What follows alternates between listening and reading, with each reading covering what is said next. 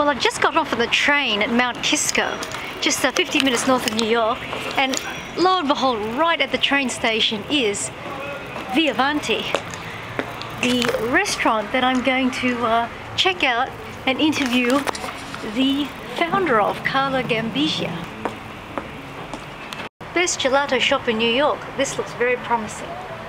Here she comes, Cala Gambescia. Benvenuti. Benvenuti. This is ViaVanti. ViaVanti, and ViaVanti means the road ahead or the way forward. Via for road or way, and Vanti is a contraction of Avanti. My intention for this place is to bring a different perspective and a more exciting perspective to the Italian dining experience instead of the typical, red sauce, mamma mia kind of presentation that's so common. I'm already sort of sampling that at the moment with this incredible winter squash soup with apple and ginger. Apple, ginger, carrot, butternut squash. It's delicious. It is delicious. It's vegan too. Golden roots and fruits, yeah. So this is an incredible menu. I've been studying it on the internet. You say that your pizzettas are really good. Is that right? Yeah, kind of signature pizza. They're signature for us, and they're really super thin crust.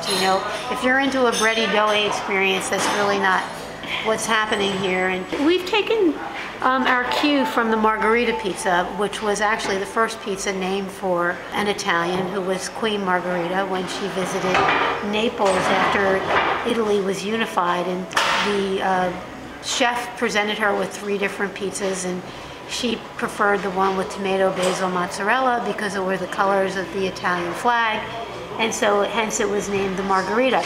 So all of our pizzas are named for great Italians. The ingredients in some way embody or represent the great Italian they were named for.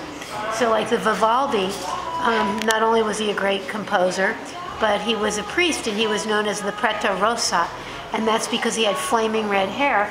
The Vivaldi has roasted red and yellow peppers and roasted tomatoes on it in celebration of his wild red hair. Wow. And the Dante and the Beatrice.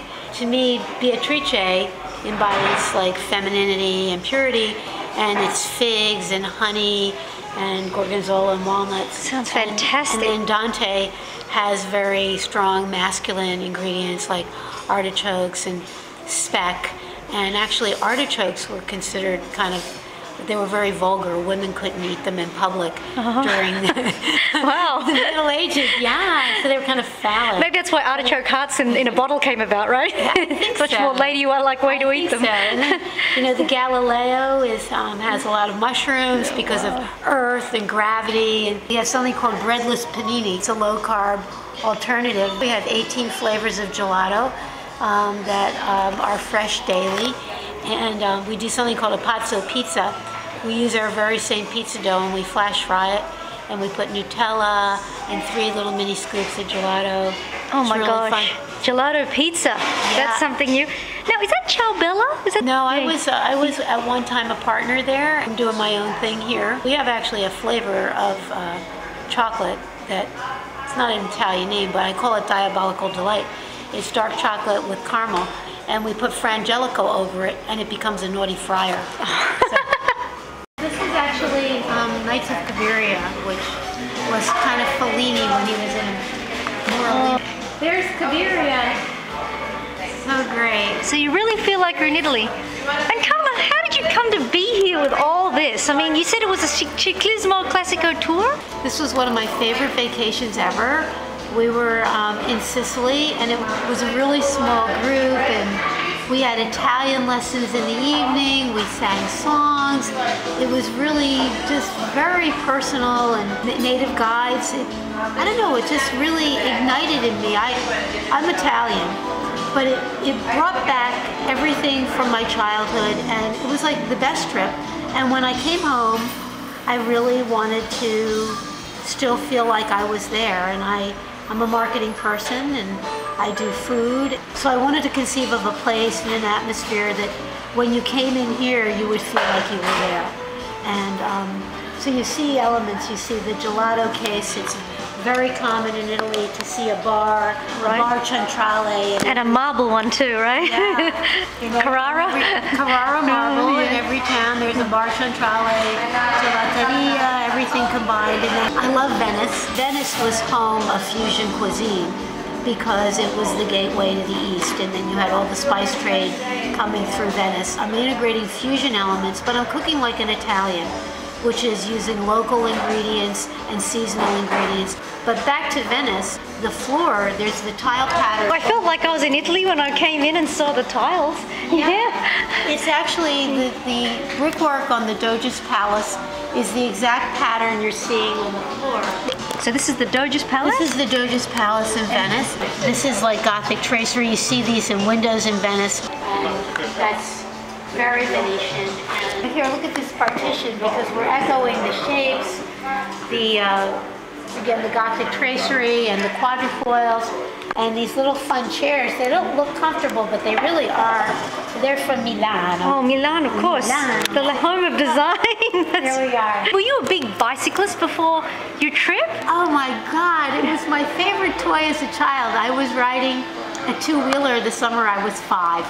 So I love to cycle. More recently, in collaboration with Ciclismo Classico, we created the Giro di Gelato. Oh yes, So that won a prize, an award, didn't it? Yeah, Outside Magazine's Best Trip in Western Europe 2007, designed around, gelato tasting. I mean, there were all these kind of like nose in the air, like snooty, like wine tours.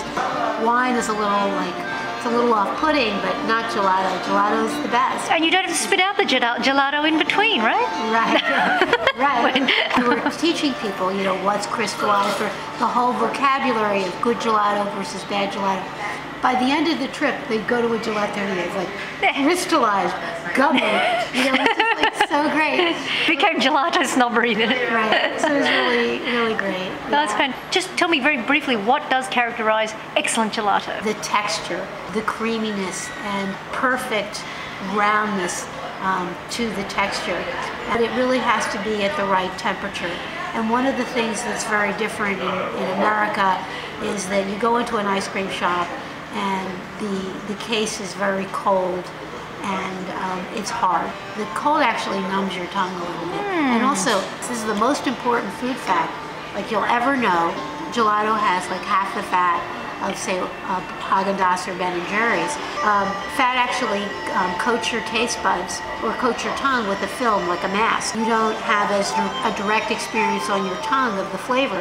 So with gelato, you get a much more direct experience with less fat, and it's brighter, it's more exciting on the tongue, and you've only had half the fat. Better flavor and better for you. Yeah. Really good news. And now I know why my friends insist on microwaving the Ben & Jerry's briefly in the microwave.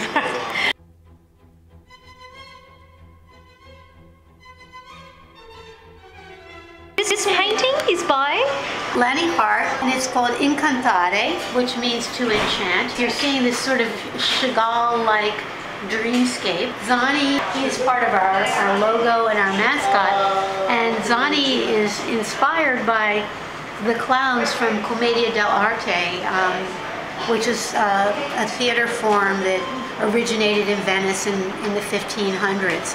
And that was really the beginnings of improvisational theater, and people went to see these plays over and over again because the Zani, the clowns, would improvise and make it all very exciting. And there, you may know, like Arlecchino, the French term harlequin comes from Arlecchino, Pulcinella, all of the clowns, but collectively they were known as the Zani. And so we call our man Zani, but the American, our word zany, is derived from Zani, which just means crazy. And zany, so that's where zany comes from. Yeah. Lani actually painted the cover of the Ciclismo catalog. Yes, she did. This is what loads on our website, the first thing that you see. I saw that. We sell posters of Zani. Okay. Here, so. Buongiorno Zani, waking up with a breakfast. He's our little chef, for our food, and The chef Zani, our sweets, cafe, I dolce. juggling gelatos and tartufos and. Here's our vino in the Oh, of course. And then we have to with go the back. Lambrusca. And this is Gelato Zoni. With all the flavors in the cabinet on his plate.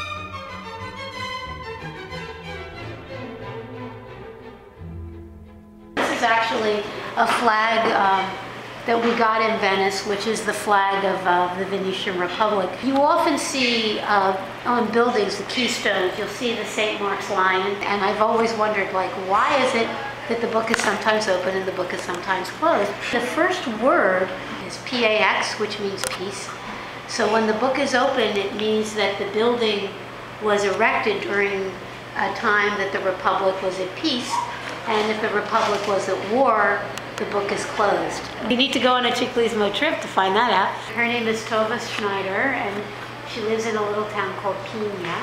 And she lives part-time there and part-time out here in Westchester.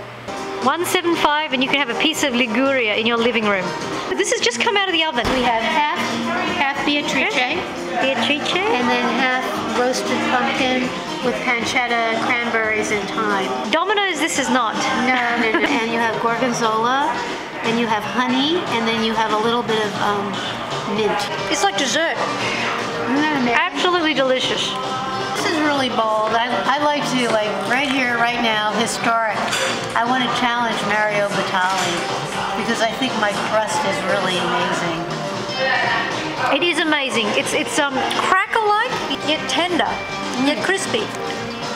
There's more to Italian food than red, white, and green. This is true. Pumpkin, cranberries, is that right? Fontina and thyme, fresh thyme, not out of a bottle. Note, pumpkin roasted, sliced very thin and then grilled, right? Yeah.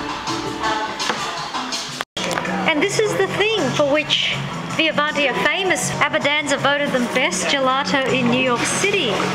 So our sorbets are made with 80% fruit and just a little pure cane sugar and water. So you're really, when you're eating that mango, you're eating 80% mango. We produce today for tomorrow.